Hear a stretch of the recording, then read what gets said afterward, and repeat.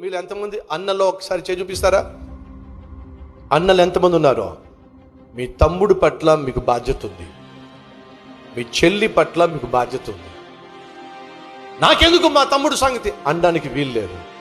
అన్న అనంటే నాన్న తర్వాత నాన్న ఉన్నావు. అర్థం చేసుకో. నాన్నకున్న బాధ్యతను నువ్వు పంచుకునేవాడివి.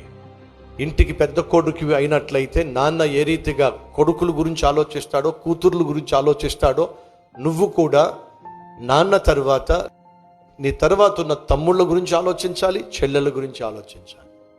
వాళ్ళ చదువు గురించి కావచ్చు, వారి వివాహాల గురించి కావచ్చు, వాళ్ళ భవిష్యత్తు గురించి కావచ్చు. ఇంటికి పెద్దవాడివైన నువ్వు ఖచ్చితంగా ఆలోచించాలి. నాకెందుకు మా తమ్ముడు సంగతి?